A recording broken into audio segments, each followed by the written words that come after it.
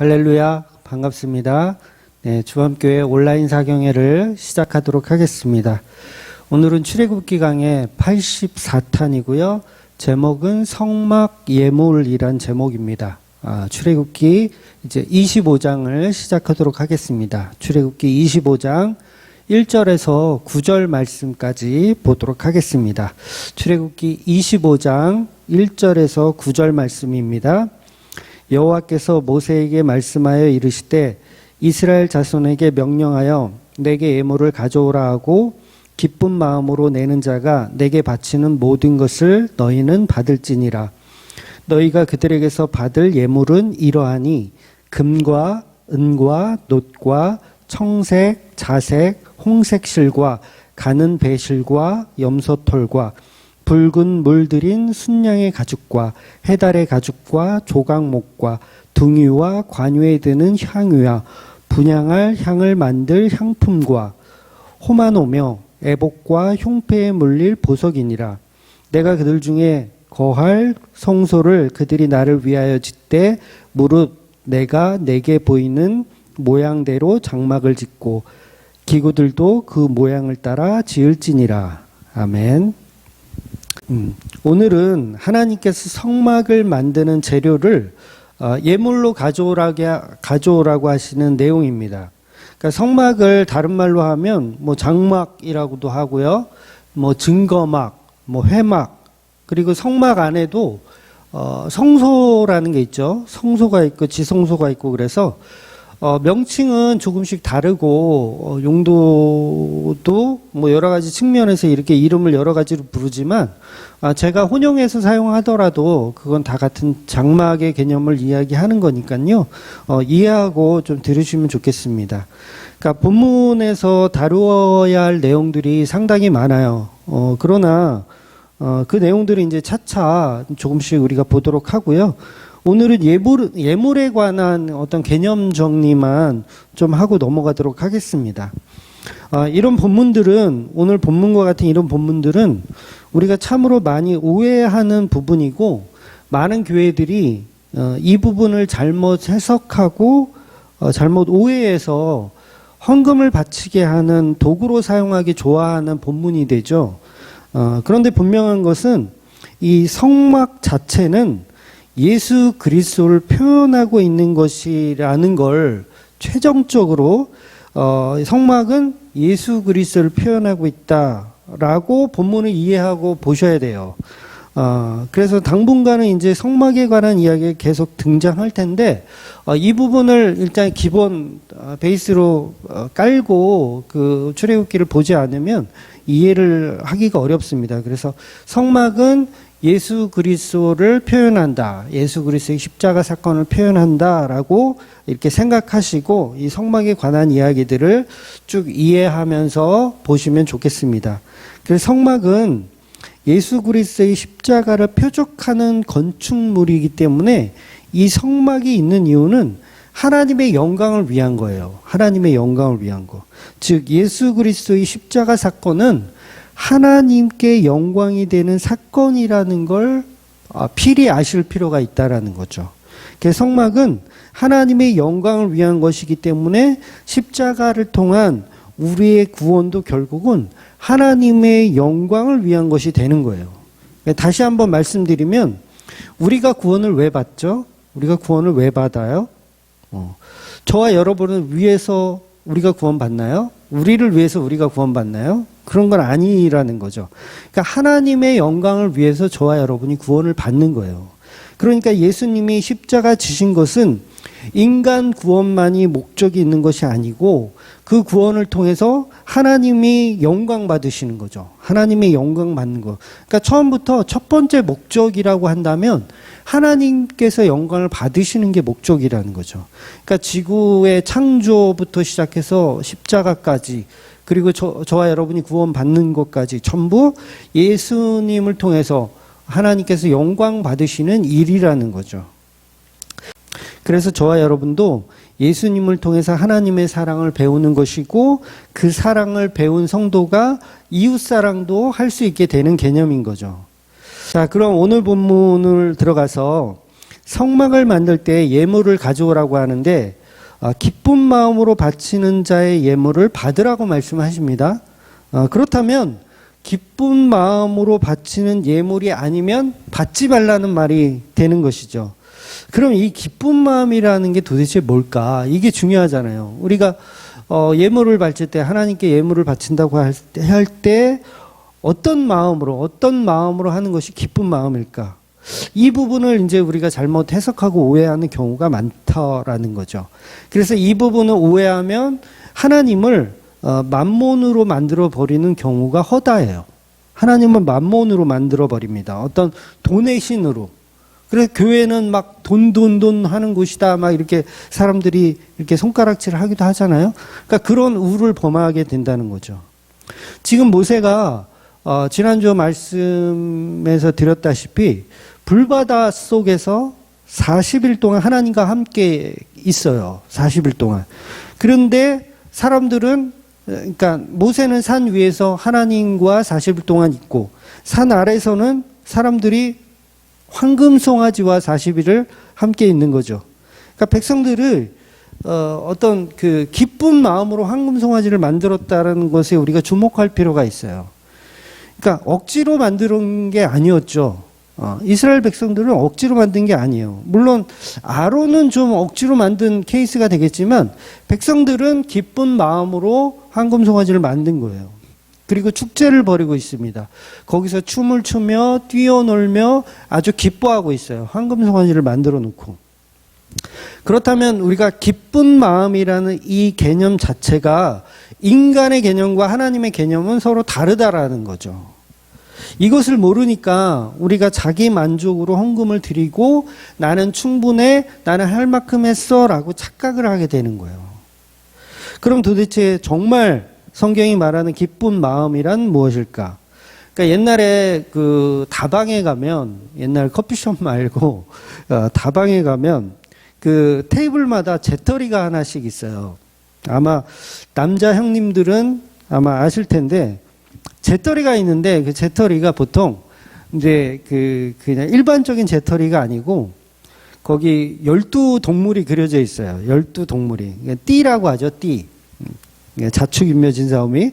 그런 띠가 그려져 있고 거기에 100원짜리 동전을 넣으면 100원짜리 동전을 넣고 버튼을 꾹 하고 누르면 이제 오늘의 운세가 툭 튀어나와요. 종이가 하나가 툭 튀어나옵니다. 물론 재미로 뽑아보는 거죠. 사람들이 이제 재미로 이제 커피 마시면서 심심할 때 이렇게 100원짜리 동전 하나 넣고 이렇게 오늘의 운세를 뽑아보는 거예요. 그런데 그 내용이 굉장히 이제 재밌고 잘 맞추는 것 같으면 이제 친구 녀석도 100원짜리 동전을 넣고 또 그 오늘의 운세를 뽑죠. 그랬을 때 그 기쁜 마음으로 동전을 넣는 그 마음, 이게 과연 기쁜 마음일까라는 거죠. 그러니까 오늘 본문은 당연히 그런 마음이 아니라고 이야기하는 거예요. 그러니까 내가 예물을 하나님께 바칠 때 이 하나님이 이것을 받으시고 나에게 2배, 3배로 더 좋은 곳으로 돌려줄 거라는 그 느낌으로 하나님께 제물을 바치는 것이 기쁜 마음이 절대로 아니라는 거죠. 그런 제물은 어떤 우상에게 바치든 다 동일한 느낌이거든요. 그러니까 재떨이라고 하는 우상에게 동전을 바치듯이 하는 그런 기쁜 마음이 절대로 아니라는 겁니다. 그래서 종교인들은 우상에게 돈을 바칠 때 기쁜 마음으로 하지 않는 신자가 거의 없어요. 다들 기쁜 마음으로 바칩니다. 심청이도 기쁜 마음으로 공양미 300석을 부처님에게 바쳐요. 그런데 그 기쁜 마음이란 어떤 마음이냐면 아버지가 눈을 뜰 것이라는 그 마음. 그러니까 어떤 대가가 있는 거죠. 어떤 대가가 있는 기쁜 마음. 이건 다른 종교에도 흔히 볼 수 있는 기쁜 마음의 예물이라는 거예요. 그런데 본문이 말하는 기쁜 마음의 개념은 그런 개념이 종교적인 그런 개념이 아니라는 거죠. 그렇다면 본문이 말하는 기쁜 마음의 개념은 뭘까? 종교적인 목적과는 전혀 다른 마음이어야 한다는 거예요. 그래서 본문이 말하는 기쁜 마음이란 오히려 아무것도 바라지 않고 바치는 상태가 오히려 기쁜 마음이라고 말하는 거예요. 그래서 제가 서론으로 십자가를 지는 예수님을 영광으로 표현해서 설명해 드리는 거예요. 십자가야말로 진정한 예물이거든요. 그러니까 우리가 드리는 예물 하면 사실 십자가가 전부예요. 십자가야말로 진정한 예물이고 그것이 그 십자가가 기쁨으로 드리는 예물의 끝판왕이라는 거죠. 그러니까 이거는 신학적으로 좀 굉장히 난해한 허를 찔리는 질문일 수 있는데 여러분도 한번 생각을 한번 해보세요. 만약 예수님이 십자가를 지시고 죽으셔도 아무도 구원받을 사람이 없다면 그래도 예수님은 하나님께 순종하여 십자가를 지셨을까라는 질문이에요. 구원받을 인간이 아무도 없어도 예수님은 피 흘려가며 그 십자가를 지셨을까?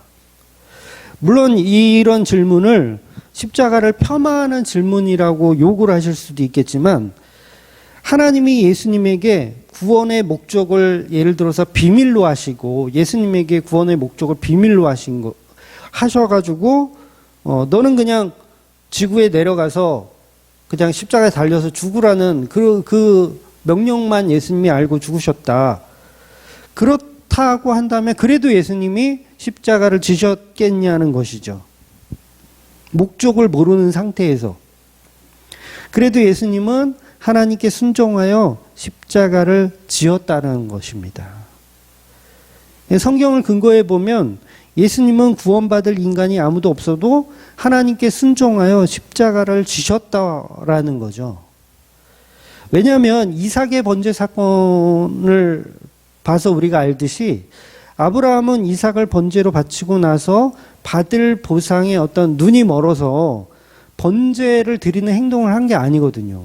이삭을 바침으로 인해서 뭔가를 획득하기 위한 또 다른 어떤 더 좋은 것을 획득하기 위한 방법이 아니었고 그냥 온전히 아브라함은 하나님을 사랑하고 하나님을 신뢰하는 마음에서 아무런 보상도 없이 그 아들 이삭을 제물로 바치려고 했던 거라는 거죠.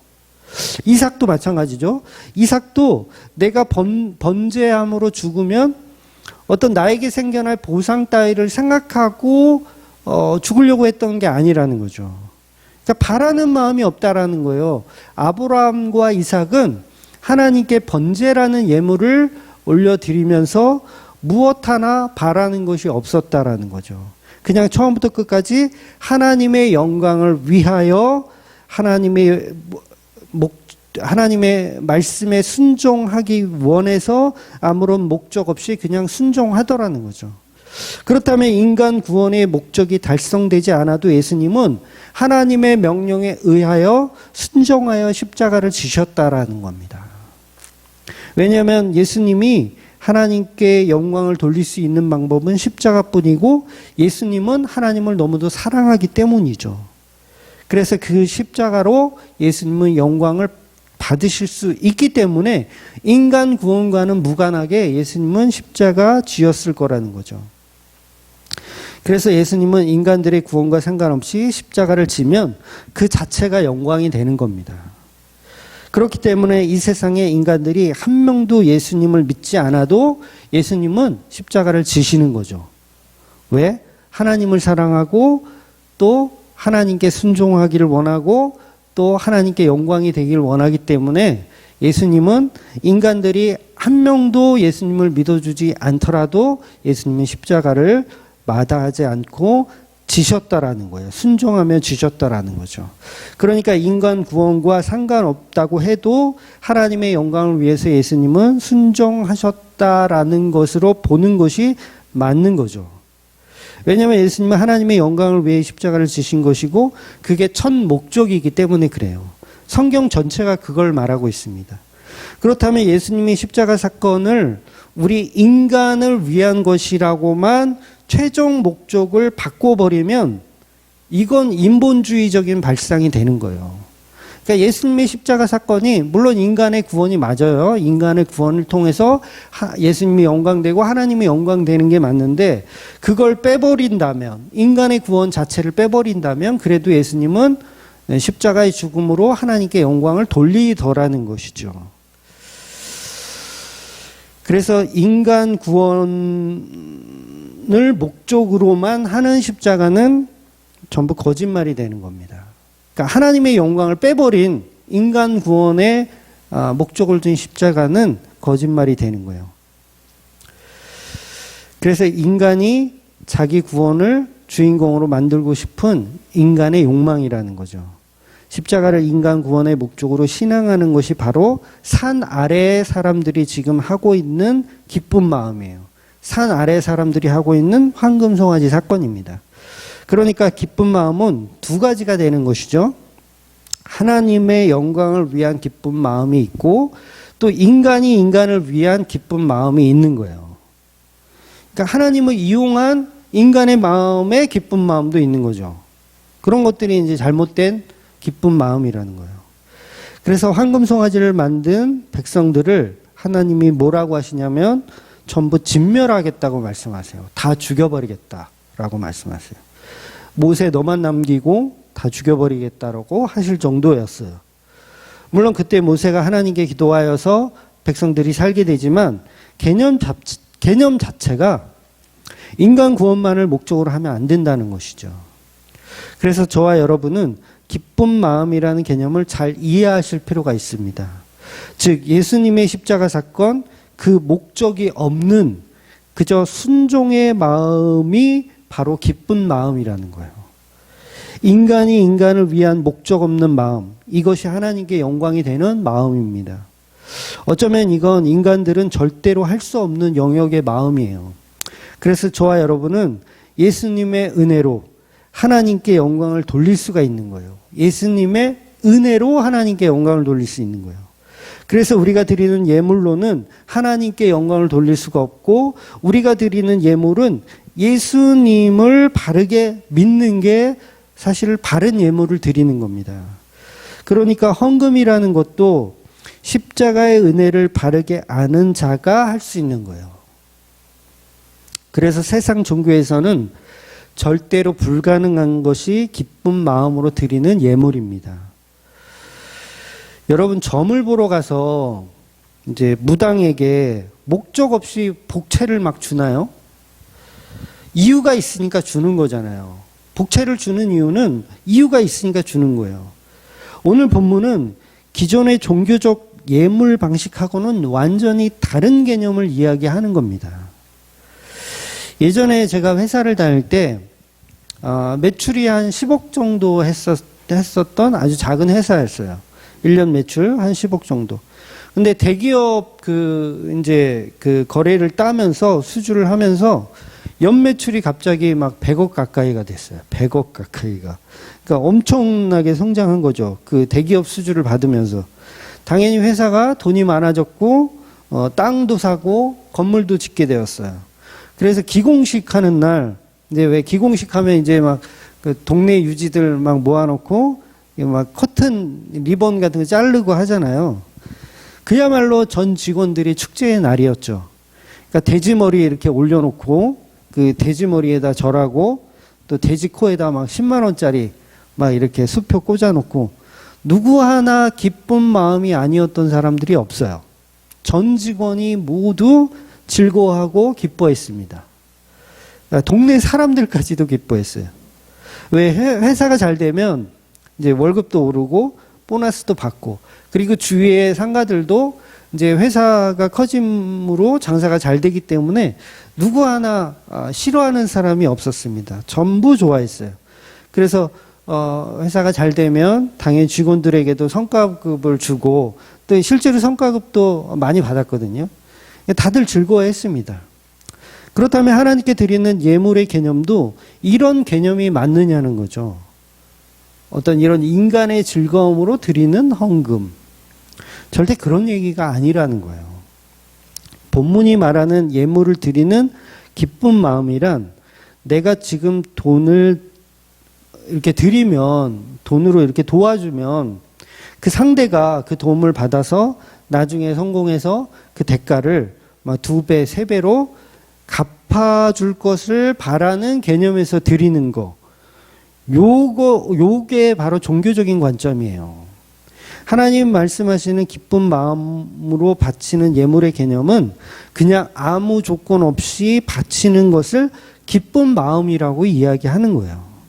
바로 이것이 예수님이 먼저 십자가를 지고 가는 마음인 거예요. 아무도 구원할 사람 없어도 순종하여 십자가를 지시는 마음이 바로 기쁜 마음이라는 거죠. 이 마음과 동일한 사람들을 성도라고 하는 거예요. 즉 예수님이 십자가를 지시는 것은 자기 영광을 목적으로 지신 것으로 오해하시면 안 돼요. 자기 영광을 받기 위해. 그러니까 영광이라는 개념 자체가 사실은 사람들이 생각하는 것하고 성경이 말하는 거하고 좀 개념이 많이 다르거든요. 그러니까 이 부분도 사실은 한번 설명해 드리면 꽤 오래 설명이 필요한데 성경에 등장하는 모든 단어 하나하나가요. 사실은 인본주의적으로 생각하는 경우가 대부분이에요. 그러니까 어설프게 설교를 이렇게 들으면 이제 자기 듣는 사람이 사실 그 설교를 스스로가 해석해서 다 각자가 다른 해석을 하게 되거든요. 그러니까 이게 어떤 차이냐면 그 단어들의 개념 자체를 모르기 때문에 그래요. 단어들의 개념 자체. 그래서 영광이란 단어 자체 하나만 보더라도 우리가 생각할 때는 영광 그러면 마치 이제 뭐 올림픽에 나가서 뭐 금메달을 따는 거. 그러니까 교회가 발전하고 막 부흥하고 건축하고 교회 수가 늘어나고 막 연매출이 막 올라가고 그래가지고 막 축제를 벌이고 이런 거를 하나님께 영광이라고 우리는 생각하는 거예요. 그러니까 영광이라는 개념을 잘못 오해하고 있는 거죠. 근데 하나님이 받으시는 영광은 절대 그런 개념의 영광이 아니라는 거죠.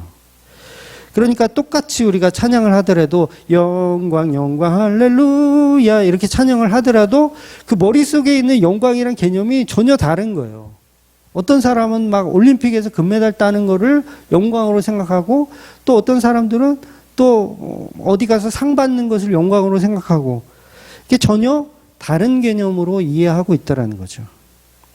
그러니 영광이란 개념을 종교적, 정치적, 경제적 어떤 우월성으로 생각하는 영광에서 우리는 벗어날 필요가 있다라는 거예요. 보통은 크리스찬들이 막 연예 대상에서 상 받으면 뭐 보통 그렇게 얘기하죠. 이 상을 하나님께 영광으로 바친다고. 그러니까 하나님의 받으시는 영광은 그런 종류의 영광이 전혀 아니라는 거죠. 오히려 세상에 태어나서 이름도 없이 빛도 없이 사라져간 어떤 이가 오히려 하나님께 더 많은 영광을 돌리고 죽는 경우가 허다하다는 거예요. 그래서 우리 기독교는 영광을 한 단어로 표현한다면 단연 십자가라고 표현해야 됩니다. 십자가. 이 십자가에 무슨 어떤 종교적, 정치적, 경제적 우월성이 있나요? 아무것도 없죠. 예수님의 십자가는 세상적으로 어떤 시각으로 보더라도 영광을 오히려 포기하는 모습의 십자가예요. 이걸 우리가 명심할 필요가 있어요. 영광이란 개념은 오히려 우리가 생각하는 인본주의적인 영광을 오히려 포기하는 걸 영광이라고 말해요. 그러니까 교인들이 생각하는 십자가 영광의 개념도 보통 이런 게 있죠. 막 지긋지긋한 인생, 인간의 삶을 끝내고 하나님의 자리로 영광 가운데 하나님의 자리로 가자는 의미로 생각해요. 죽어서 천국 가자. 막 그래서 그게 영광이다. 뭐 그런 경우 그렇게 생각하는 경우가 있는데 십자가의 영광은 그런 의미도 아니에요. 철저히 버림받음의 자리로 가는 데에 불구하고 순종해야 하는 자리. 요걸 하나님의 영광의 자리라고 하는 거예요. 그러니까 내가 철저히 버림받는 자리로 가는데 그걸 순종해요. 그걸 영광이라고 한다고요. 굉장히 좀 어렵죠. 그래서 십자가만 하나님께 영광이라고 말해도 과언이 아닌 거예요. 십자가의 영광은 결국 예수님께서 하나님께 버림을 받아서 죽는 겁니다. 예수님이 하나님께 버림을 받아 죽는 자체, 그게 영광이라는 거예요. 그걸 하나님이 영광으로 만들어 버리시는 거예요. 그러니까 우리가 얼마나 많이 하나님의 영광을 오해하고 있습니까? 신부된 교회를 만들어내는 것, 이것을 영광이라고 정의하는 거예요. 그래서 그 저주의 십자가에 죽어서 신부된 교회가 만들어지는 걸 영광이라고 하는 거예요. 그러니까 예수님의 저주받은 피, 보혈의 피로 만들어준 역사. 그러니까 예수님이 죽었어요. 십자가에 죽어서 피를 흘려요. 그 피는 어떤 피냐면 저주받은 피예요. 가치 없는 피예요. 근데 그 가치 없는 피를 보혈의 피로 만들어 주시는 것. 이게 바로 영광의 개념인 거죠. 그러니까 저와 여러분은 영광의 개념을 저주로 이해하고 있어야 된다는 거예요. 저주받는 삶을 오히려 영광이라고 이해하고 있어야 된다는 거죠. 그래서 막말로 얘기해서 쉽게 말씀해 드리면 스데반 집사가 설교 한 번 하고 돌 맞아 죽어요. 그 자체가 굉장히 영광스럽게 죽은 거예요. 전혀 다르죠. 우리가 아까 설명드린 대로 올림픽 가서 금메달 따면 하나님께 영광 돌립니다. 이게 영광인 것 같은데 성경은 그게 영광이 아니고 오히려 예수님을 말하고 하나님을 말하다가 돌에 맞아 죽는 상태가 영광이다라고 얘기하더라는 거예요. 그런데 그걸 영광이라고 생각하는 교인들이 몇 명이나 되냐는 거죠. 전부 교회 부흥과 발전, 경제적 우위에 서는 걸 영광이라고 생각하더라는 거죠. 그런데 우리가 경제적으로, 지식적으로 성공하는 삶이 영광이 절대 아니라는 거죠. 그러니까 보통 이제 목사님들이 젊은 청년들에게 비전을 품고 열방을 향해서 높은 자리에 올라가라. 그래서 세상을 호령하고 세상에게 지위를 갖고 정말 그래야지 하나님께 영광이 된다. 네가 국회의원이 되고 네가 대통령이 돼봐라. 하나님의 그 영역을 얼마나 더 아름답게 표현할 수 있느냐라는 식으로 가리키는데 그게 오히려 영광을 가리는 마귀적 발상의 가르침이라는 거예요. 고집 꼭대기에 올라가라는 말씀은 바벨탑을 쌓으라는 얘기와 동일합니다. 바벨탑을 쌓으라는 거예요. 그렇다고 세상에서 막 대충 살라는 말이 아닙니다. 그렇게 세상에서 우위에 서는 것이 하나님께 영광이 되는 삶이 아니라는 거예요. 오히려 바벨탑을 부수어라 라고 얘기해야 되죠. 오히려 바벨탑을 부수어라. 탑을 쌓지 말고 너희 이름을 드높이려고 하지 마라 라고 가르쳐야 한다는 거죠. 그래서 예수님이 재림하실 때 구름을 타고 오셔서 믿지 않는 자들을 불러 심판하는 것이 과연 이게 예수님께 영광입니까? 영광은 신부된 교회를 만들어 결혼하는 것을 영광이라고 얘기하는 거예요. 그래서 그 신부는 저주받은 고아이고 가난하며 나그네이며 과부예요. 그런데 어떻게 우리가 세상에서 성공하는 것을 하나님께 영광 돌린다라고 엉뚱한 교리를 만들어낼 수 있냐는 것이죠. 그래서 40장에 가면 이 성막에 하나님의 영광이 가득하다는 표현이 있어요. 이 영광이란 이 표현이 왜 이 성막 안에 가득하다는 표현을 합니까?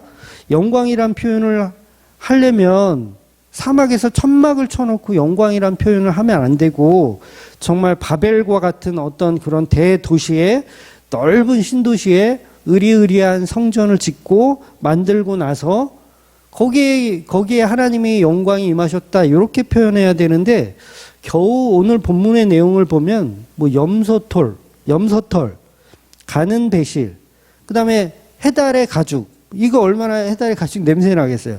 냄새 나는 해달의 가죽, 양가죽, 이런 것으로 만든 성막에 영광이 가득하다는 표현이 있는 거예요.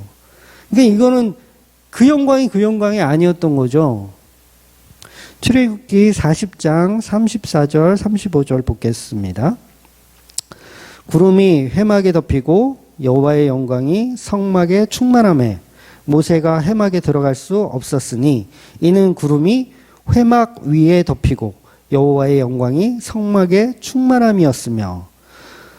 도대체 그럼 여호와의 영광이란 뭐냐는 거죠.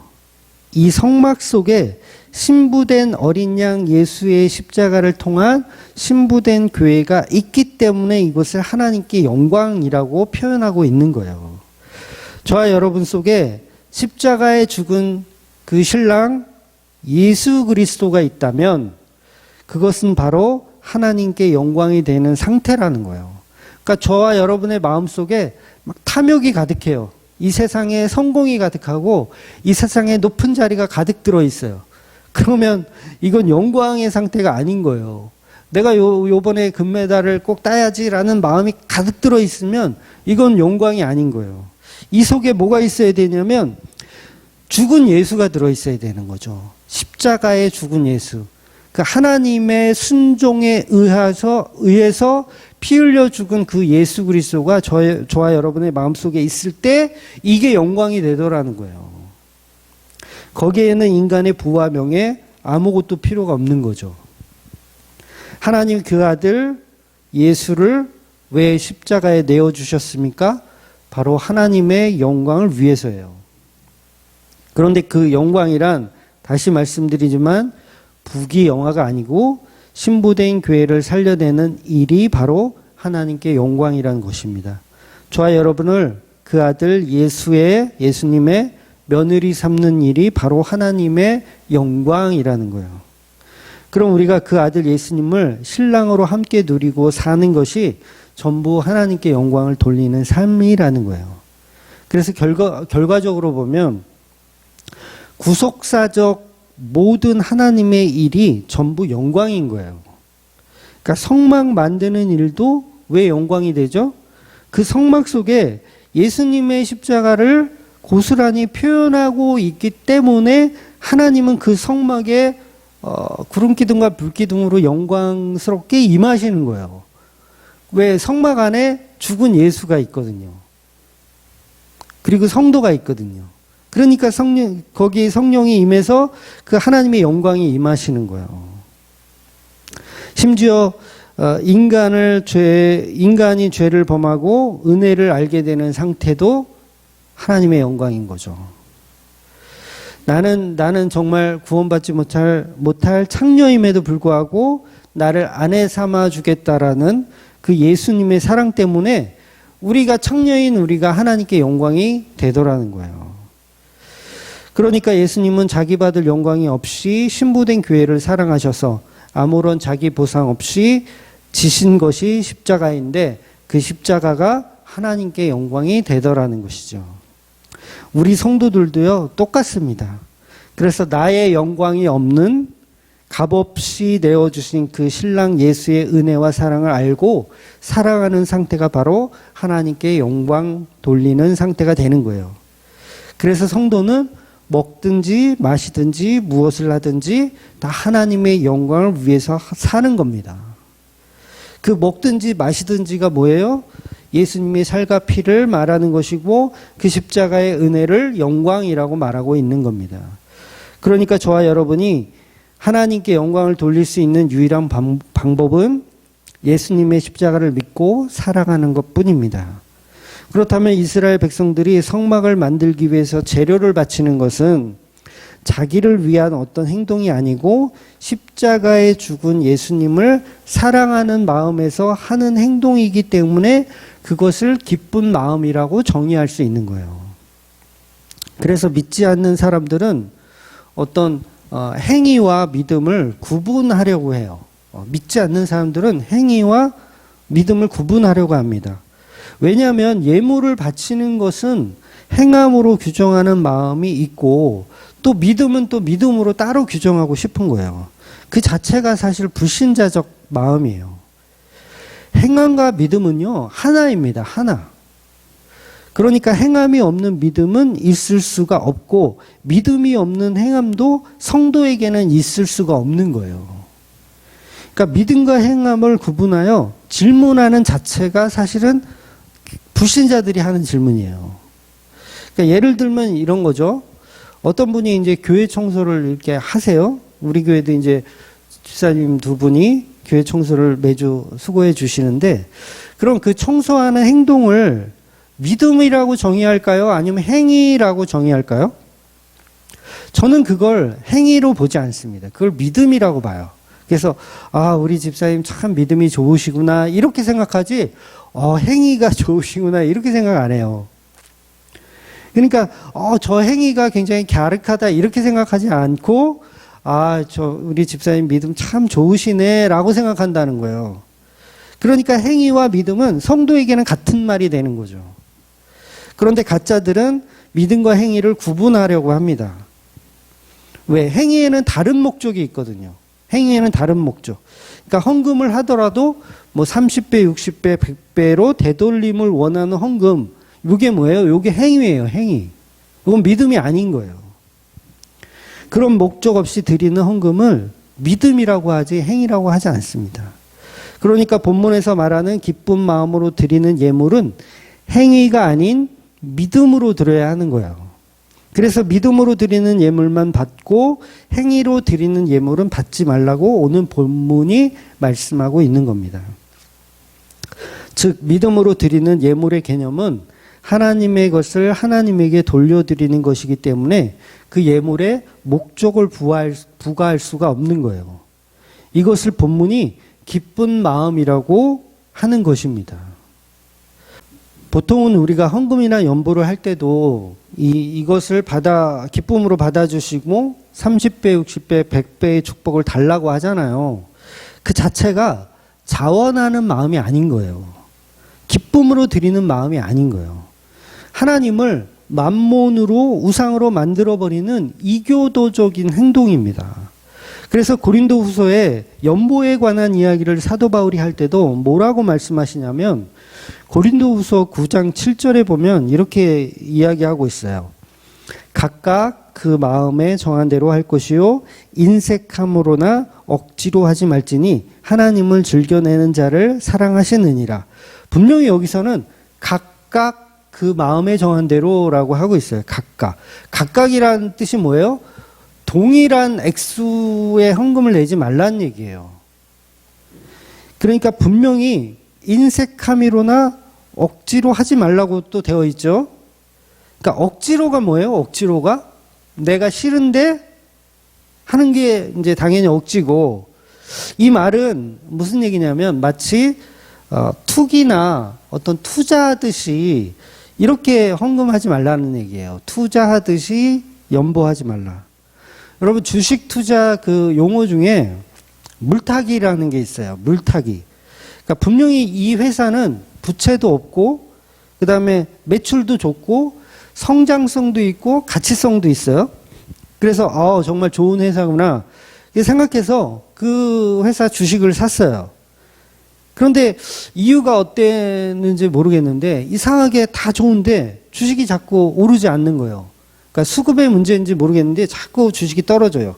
그러니까 한 달 지나고 두 달 지났는데도 오르지 않고 계속 떨어지는 거예요. 그러니까 내일이면 오를까, 모레면 오를까 계속 기다렸는데 계속 떨어지기만 해요. 그런데 그때 이제 이 주식의 성장성을 이 주주가 믿고 이 주식이 떨어진 이 낮은 가격에서 추가 매수를 하는 거예요. 오히려 더 쌀 때 많이 산다 해가지고 평단가를 낮추면서 자기가 산 평단가를 낮추면서 주식을 더 드리는 개념. 요게 이제 주식에서 물타기라고 하는데요. 그러면 이 주주는 이 회사의 성장성을 믿기 때문에 있는 돈 없는 돈을 끌어다가 다 물타기를 하는 거죠. 바로 이 물타기의 개념이 억지로 하는 개념이 되는 거예요. 억지로 하는 개념. 그러니까 분명히 오른다라는 것을 내가 알기 때문에 어쩔 수 없이 영혼까지 끌어다가 투자를 하는 거예요. 어쩔 수 없이. 그러니까 오른다라는 걸 알기 때문에 하는 거예요. 그러니까 어찌 보면 이게 굉장히 좋은 현상 같고 믿음인 것 같지만 이게 바로 억지로 하는 거라는 거예요. 물론 주식은 이런 식으로 가치 투자를 하는 게 맞기 때문에 그런 식으로 성공할 수가 있죠. 그런데 교회에 드린 예물도 사람들이 이런 식으로 한다면 곤란하다는 거예요. 이것은 기쁜 마음으로 즐겨내는 것이 아니고 인색함이라는 겁니다. 이것이. 그러니까 물타기의 목적은 있죠. 물타기의 목적은 있어요. 자기가 돈 버는 게 목적이에요. 하나님께 드리는 예물에는 목적이 없어야 된다는 거예요. 그래서 하나님께 가치 투자를 하라는 식으로 교회들이 엉터리로 가리키는 경우가 많아요. 그러니까 바른 예물은 가치가 없는 걸 드리는 겁니다. 그게 이제 지지난주인가요? 설명드렸던 것 같은데 십자가예요. 십자가. 가치 없는 것을 드리는 거, 십자가. 저주받은 십자가.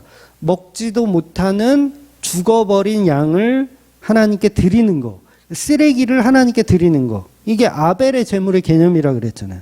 즉 예물은 그 돈의 가치를 두지 않고 내는 것을 말하는 거예요.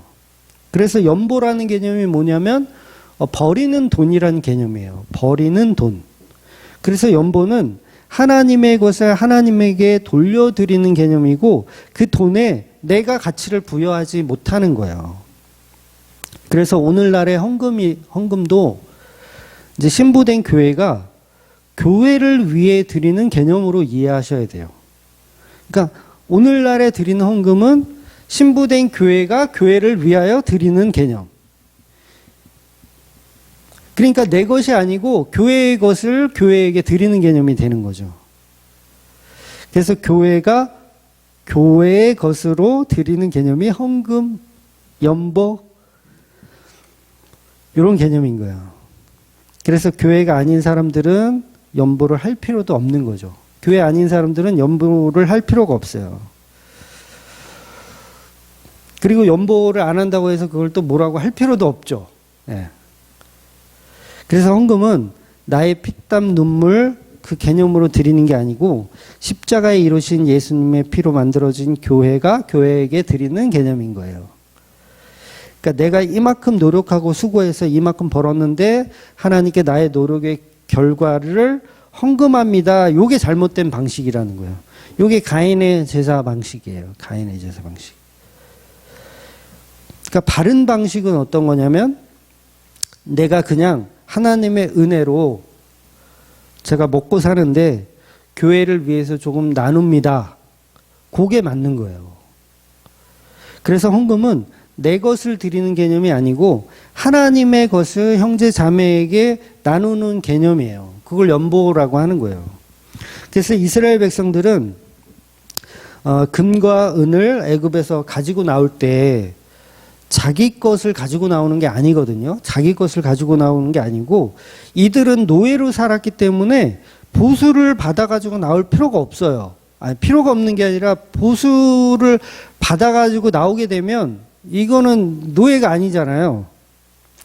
그러니까 받아가지고 나오면 노예가 아니고 노동자죠, 노동자. 그런데 하나님이 금과 은을 출애굽할 때 애굽 사람들에게 받아가지고 나오게 합니다. 그리고 그 예물을 다시 하나님께 바치라고 하는 거예요. 요 지금 본문이 그런 개념이에요. 그러니까 이 뜻이 뭐냐면 처음부터 교회의 것이라는 거죠. 그러니까 이게 무슨 말이냐면 백성들은 이스라엘 백성들은 애굽의 노예가 아니고 하나님의 노예란 뜻이에요. 그러니까 그 보수를 애굽 사람들한테 받아가지고 하나님께 드리는 거죠.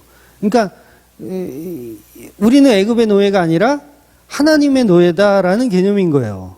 그래서 보수를 받아가 애굽에서 나올 때 보수를 받아가지고 나오는 거예요. 그런데 이 과정에서도 하나님께서 강제로 바치는 게 아니라 자발적으로 바치라고 하죠. 자발적으로.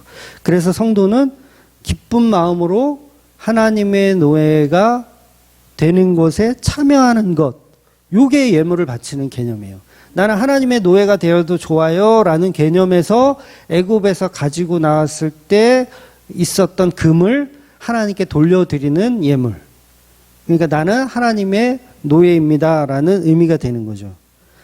그러니까 보세요. 광야에서 40년을 살 것인데 금과 은이 필요가 없잖아요.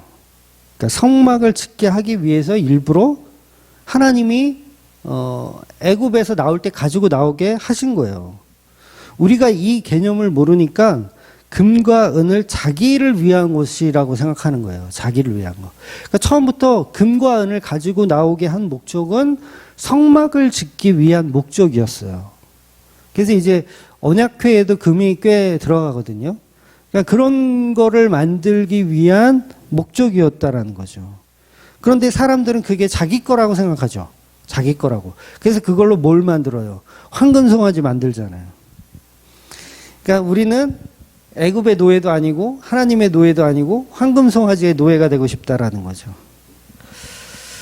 그러니까 금과 은을 받아서 나온다는 것은 너희는 애굽의 노예가 아니고 그동안은 노동자였고 진짜 노예는 하나님의 노예라는 뜻으로 그 노동의 대가를 하나님께 드림으로 진정한 하나님의 노예가 되는 것입니다. 그러니까 하나님께 보수를 드린다는 건 내가 하나님의 노예라는 증거거든요. 그러니까 노예는 당연히 보수를 받으면 안 되니까. 데리고 나올 때 이미 노예는 지불하게 되어 있잖아요. 그리고 그 노예는 그냥 먹여주고 입혀주기만 하면 돼요. 그래서 하나님이 40년 광야 생활 동안 먹여주고 입혀주신 거예요. 왜? 하나님의 노예들이니까. 그래서 지금 이스라엘 백성들이 하나님께 예물을 바친다는 건 어떤 목적이 있는 게 아니라 나는 당연히 이 노예니까 하나님의 것을 하나님께 드리는 개념, 이게 예물이라는 거죠. 그렇다면 바른 예물의 개념은 나는 하나님의 노예가 좋습니다라는 뜻이고, 이걸 지금 한국 교회들이 그 부분을 이렇게 헌금과 연관시키자면, 굳이 연관시키자면 목적 없는 헌금이어야 한다는 거죠. 나를 위한 목적이 없는 연보여야 한다는 거예요. 그러니까 하나님의 것을 하나님께 돌려드리는 개념이어야 된다는 거죠. 그러나 하나님은 그 예물을 모든 사람들에게 강제로 빼앗지 않으세요. 진정한 신부라면 자발적으로 신방을 꾸미기를 기뻐하기 때문에 그래요. 그러니까 예물을 갖다 바치는 걸, 이게 신방 꾸미는 개념이잖아요. 이게 성막을 짓는다는 건 신랑된 예수 그리스도와 신부된 이스라엘 백성들이 만나서 신방을 꾸미는 장소. 그러니까 그 장소에 하나님이 영광을 받으시는 장소인 거잖아요.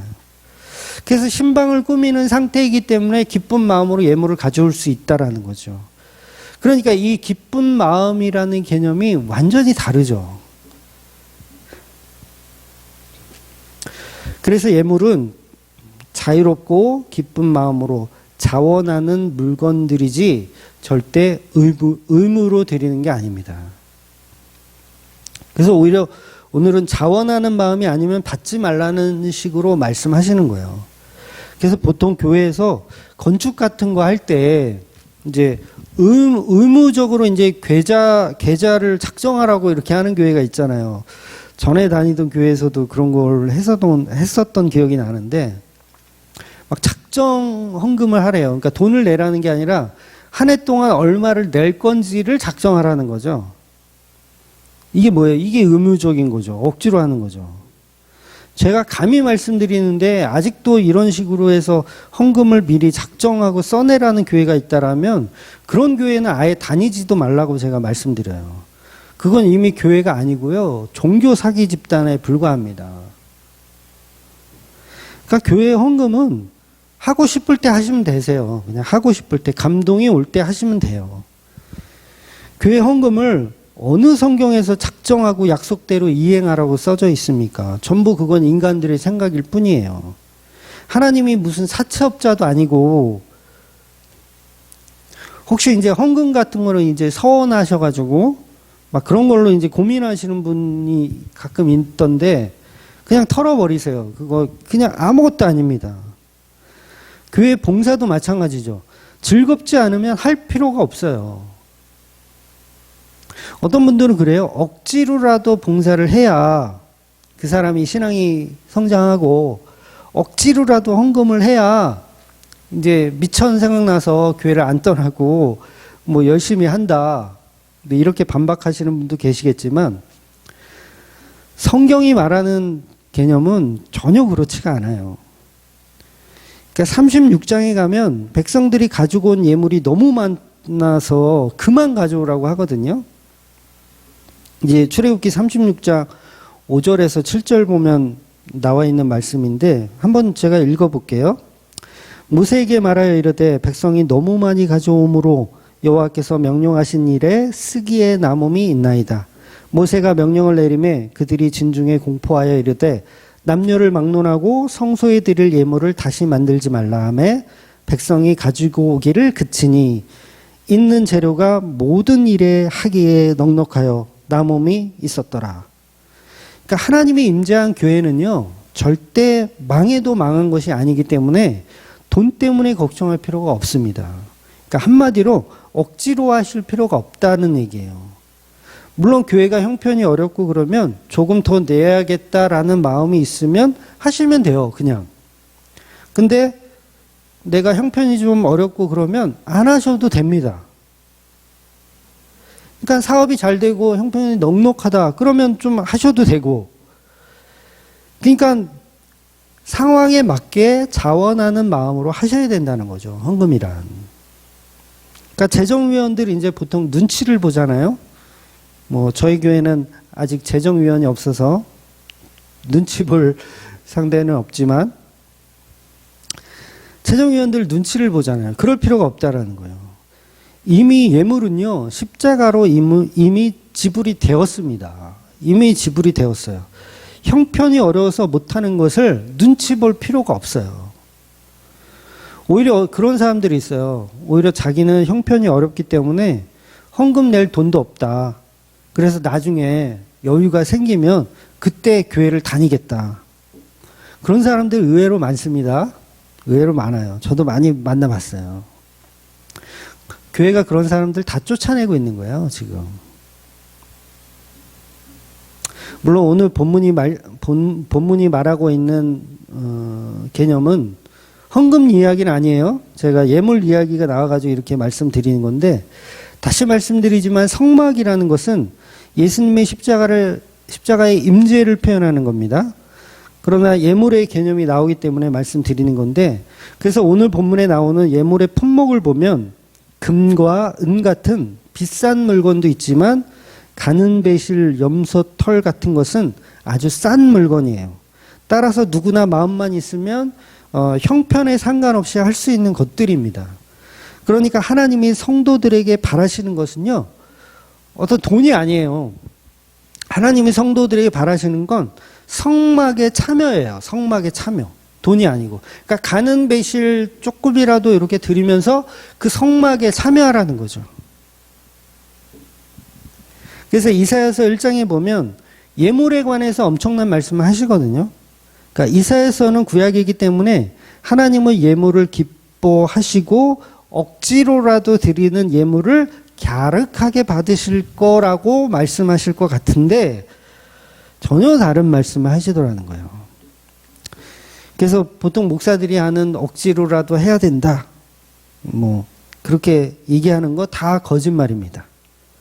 이미 하나님은 예물 자체에 관심이 없으시고요.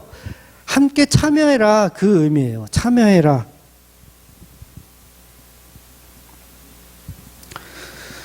그래서 오늘 본문의 예물 자체가 예수님이 표현하는 십자가의 모형이기 때문에 그 십자가 안에 참여하라는 거예요. 참여하라는 거.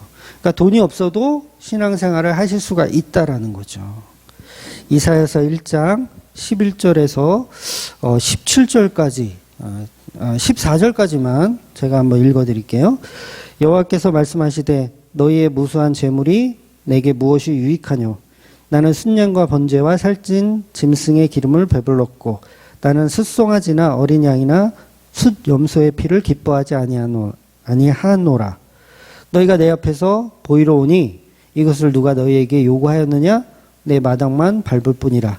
헛된 재물을 다시 가져오지 말라. 분향은 내가 가증히 여기는 바요. 월삭과 안식일과 대회로 모이는 것도 그러하니 성회와 아울러 악을 행하는 것을 내가 견디지 못하겠노라. 내 마음이 너희의 월삭과 정한절기를 싫어하나니 그것을 내게 무거운 짐이라 내가 지기를 곤비하였느니라. 보세요. 하나님은 재물을 싫어하신다고 말씀하셨어요. 재물을 싫어하신대요. 참여하라는 거예요. 참여. 재물을 가져오라는 얘기가 아니라 참여하라는 거예요. 그러니까 지금도 이제 그 뭐 월상 예배 이런 거를 하는 교회들이 좀 있나 본데 그런 질문들이 가끔 올라와요. 엉터리입니다. 엉터리.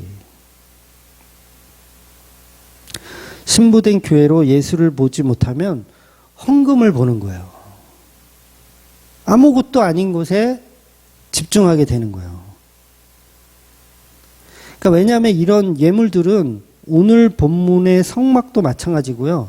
전부 예수님을 표현하는 내용인데 그 뜻을 알아먹지 못하니까 어떤 종교적 열심으로 섬기면 그게 나 자신을 섬기게 되는 거예요. 그걸 우상숭배라고 하는 겁니다. 그러니까 구약의 하나님도 종교적 열심만 있는 성전을 파괴하라고 지금 이야기하는 것이고, 예수님도 복음서에서 성전을 채찍으로 파괴하신 거죠. 그래서 오늘 본문에서 보는 것처럼 성막의 재료는 하나님이 다 결정을 하십니다. 앞으로 보게 될 성막의 어떤 구조 또한 마찬가지예요. 절대 인간들과 상의하지 않아요. 그러니까 하나님이 다 만들어 놓으면 너희는 거기에 참여하라는 거죠. 그래서 인간들과 상의해서 결정하는 게 없다라는 거죠. 재료도 하나님이 정하시고 구조도 하나님의 명령입니다. 그렇기 때문에 예수 그리스도의 구속사적 역사는 하나님이 처음부터 계획하시고 실천하는 것이지 인간이 개입하는 영역은 없는 거예요. 그저 우리는 하나님이 이루시는 십자가의 구속사에 기쁜 마음으로 참여하면 됩니다. 예물이 있으면 있는 대로, 없으면 없는 대로 참여하면 되는 거예요. 우리의 진정한 예물은 오직 예수 그리스도의 십자가이기 때문입니다. 그래서 교회에서 신앙생활을 할 때도 참여의 의의가 있는 거지, 이게 1,000원짜리를 내든 10,000원짜리를 내든 10만원짜리를 내든 100만원짜리를 내든 그건 의미가 중요한 게 아니에요. 그건 형편대로 마음에 오는 대로 교회를 사랑하는 마음으로 하시면 되는 거예요. 그런데 그것 때문에 신앙생활을 못하는 어리석음을 범하지 말으셔야 되고, 또 많은 돈을 헌금했다고 해서 그것을 자기 가치 삼아 자기를 하나님께 영광 돌렸다라는 착각에서 벗어나셔야 한다는 겁니다. 결국 성막은 신랑 되신 예수님을 만나는 장소라는 것. 그래서 기쁨으로 그 장소를 꾸미는 거예요, 우리가. 마치 신방을 꾸미듯이 기쁨으로 꾸려 나가는 거예요, 교회들이. 그러니까 그 기쁨에 참여하는 저와 여러분이 되시기를 주의 이름으로 축원드리겠습니다. 아멘.